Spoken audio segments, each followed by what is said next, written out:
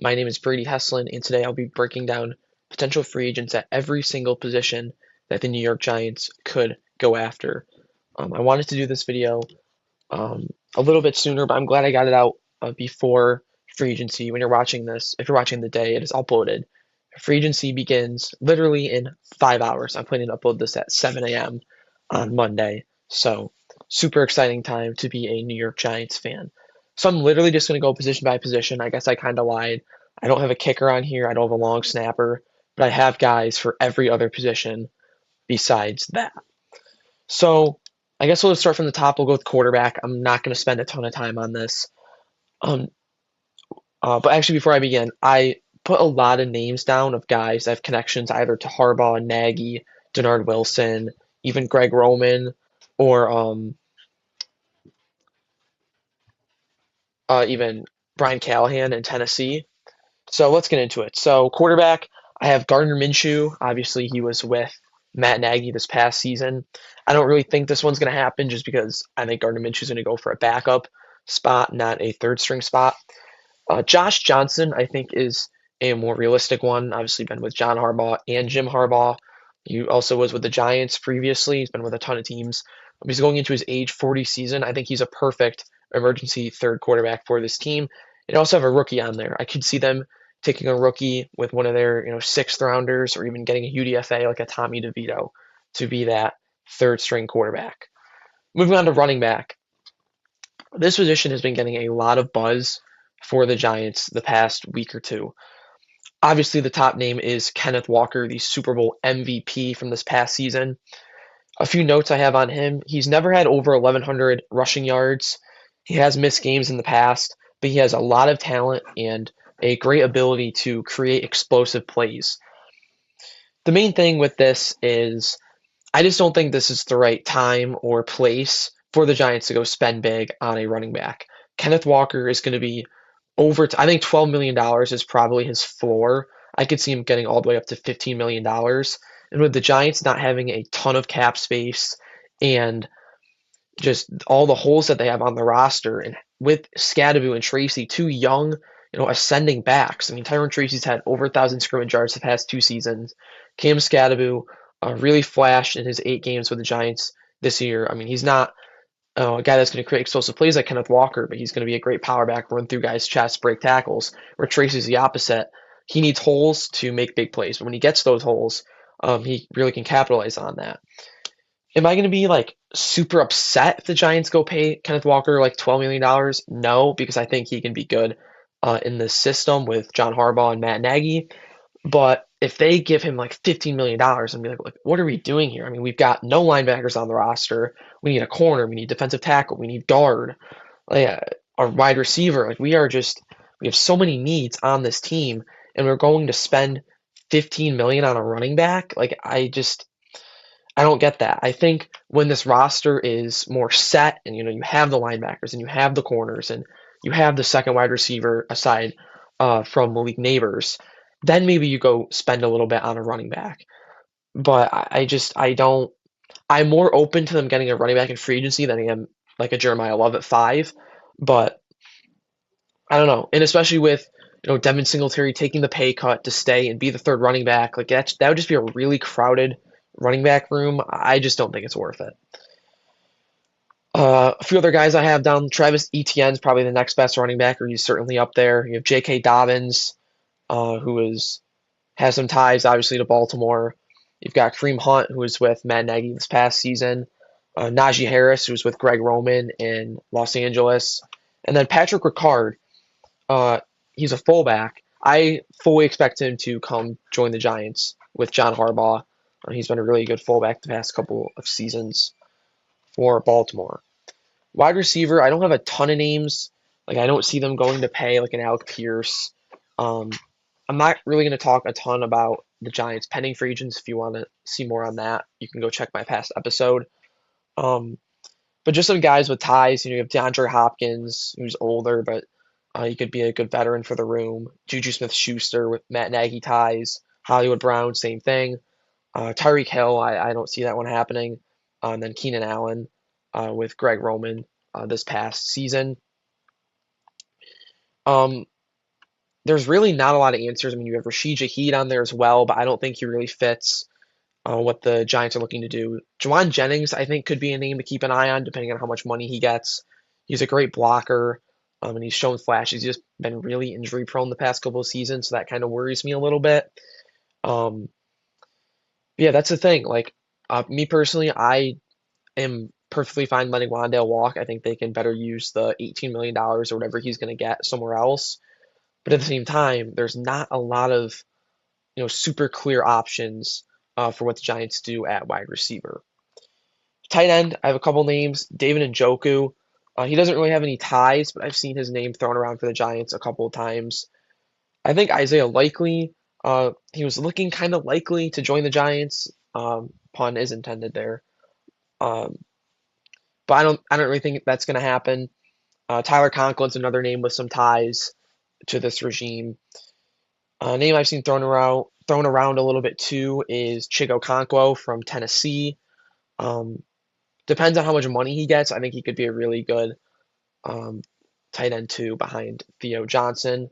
I think tight end is an underrated need for the Giants. We see how much Jackson Dart likes to throw to tight ends, and I think having a reliable tight end would be huge for this offense. I think that option might come more in the draft, but we'll see. I mean, there's certainly a couple names on there to keep an eye on. Offensive tackle, I've got a lot of names here. Cam Robinson, Joseph Noteboom, both with ties. Jawan Taylor just got cut by, the Chiefs. You have Braden Smith, who's one of the top tackles available, but he's really injury prone. I'd probably stay away from that. Rasheed Walker, I just don't think he's all that good, to be honest, especially in pass protection. And he's going to get a lot of money. Jack Conklin, he's got a Mike Bloomgren connection. Again, like I'm trying to name guys that have connections. I don't know if these connections help or hurt them. Like, for example, Mike Bloomgren. The Browns had a really bad offensive line last year. Maybe all the Browns offensive linemen don't want to play for him, but I'm just trying to throw names out there.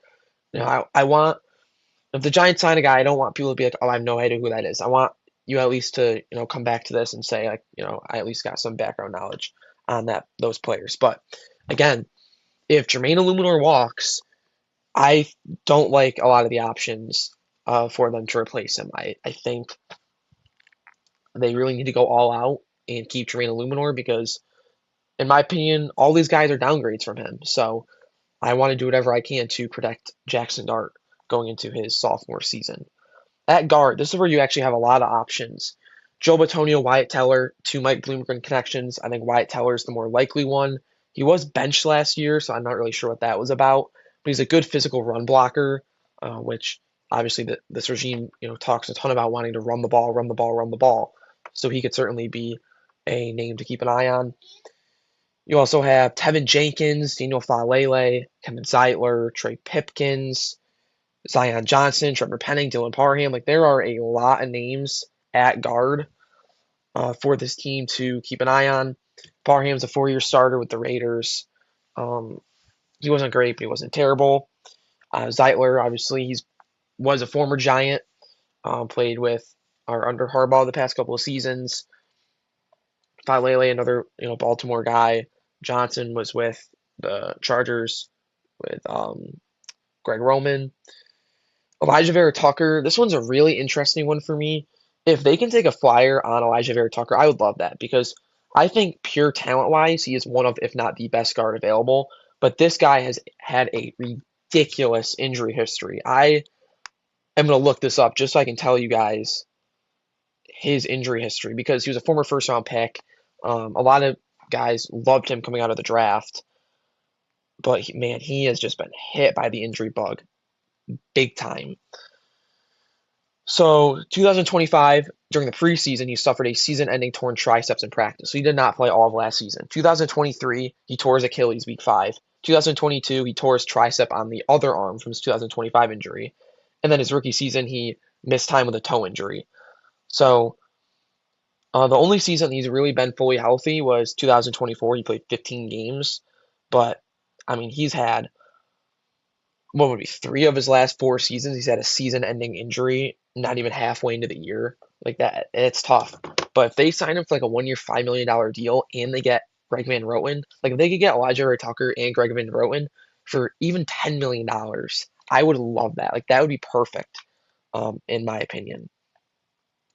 Also, Jamari Salyer, is that how you say it? And Isaac Suamalo. Those are two options for this team at um, offensive guard. Next up, looking at center, you have Tyler Linderbaum, who's arguably the best free agent available this year. He's only 25 years old, one of the top centers in the league.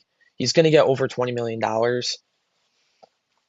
If the Giants were to go pay him, a little over that, I'm not going to be upset at that because this is a guy who can be your center for possibly the next decade. I mean, with him being 25 years old, and there's people out there saying, "Oh, he's not that good of a pass blocker." I don't agree with that. He's a phenomenal run blocker.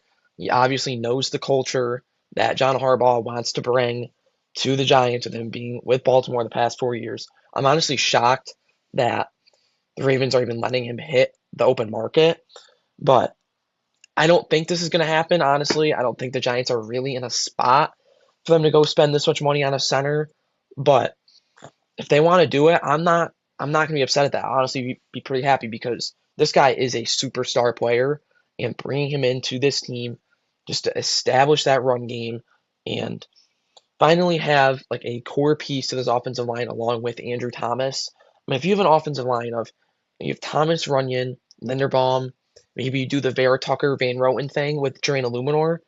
I mean, that is a really good offensive line for Jackson Dart to play behind. But again, let's say they give Linderbaum 23 mil a year. You go give Illuminor 18 million a year. You're over $40 million on two players on your offensive line. You can cut JMS, save a couple million.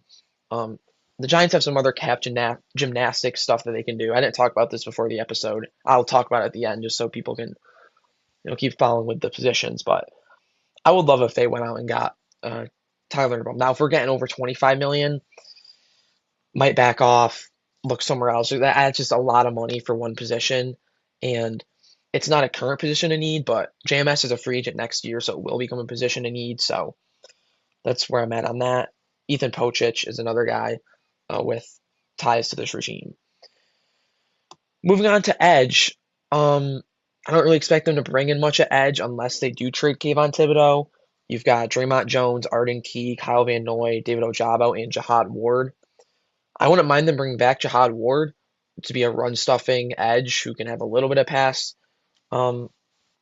rush value. He's a good locker room guy as well. Kyle Van Noy is a great veteran. There's a few decent options there. David Ojabo, he hasn't really lived up to his draft potential, but maybe Tanner Wilson can tap into that a little bit here. Defensive tackle, it's really weak. I'm not going to lie. Defensive tackle is a huge need for the Giants, and I just don't think they're really going to be able to fill that in free agency.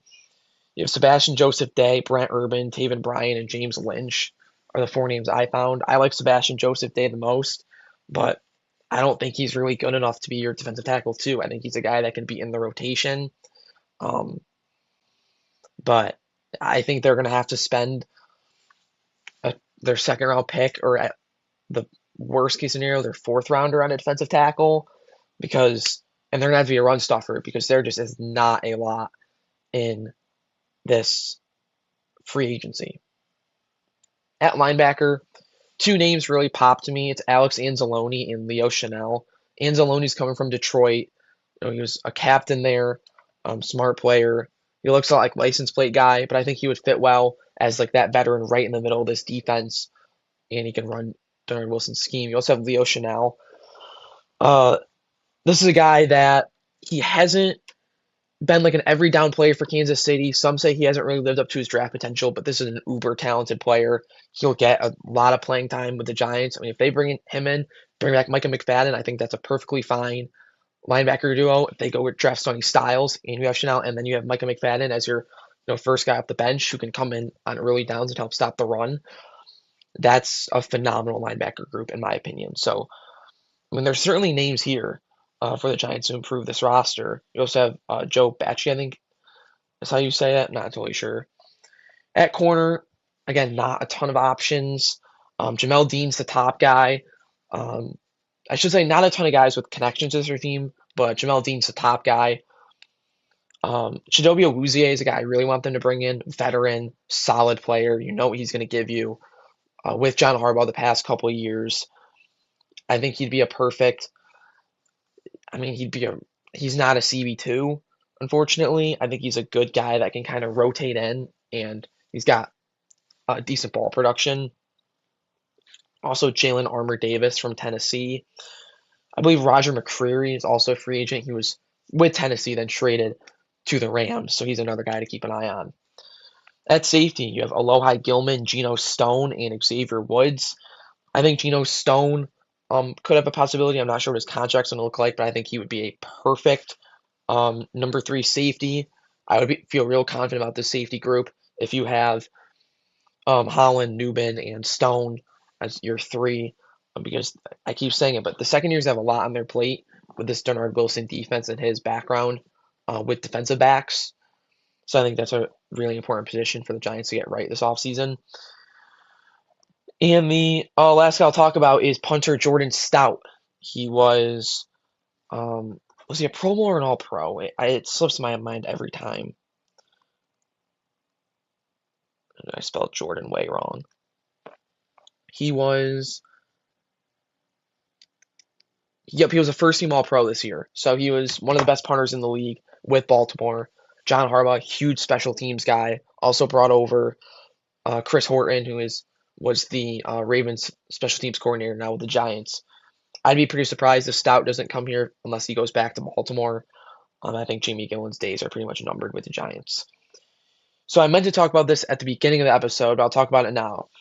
So the Giants have cut James Hudson and Bobby Okereke, and then they restructured, or Devin Singletary took a pay cut, and he's not making the minimum. So the Giants are sitting at just over $14 million in cap space. They can also cut Graham Gano, who they better cut, by the way. I cannot believe this guy's not been cut yet. If I have to watch Graham Gano kick again for my team next year, I will be livid. If Graham Gano is a kicker for this team, just go for two and go for it on fourth down every time. I don't want to see him on the field. He'll probably find a way to get hurt, probably on kickoffs, unless they have Stout do it, but whatever. He needs to be cut. Just save the $4 million or whatever it is. Shoot, I would cut him if it costed the Giants $4 million. Roy Robertson Harris, Chris Board, those are a few other guys they can cut. Jamie Gillen if they bring in a punter. If you restructure Burns, Thomas, even Dexter Lawrence, they can get you between $40 to $50 million in cap space depending on the restructures and who they cut and whatever. And if they trade Kevon Thibodeau, they can get upwards of $60 million of cap space, maybe even touching 70 if they do all that stuff. So on paper, it doesn't look like the Giants have a lot of cap space, but with a few minor tweaks, they can easily get there.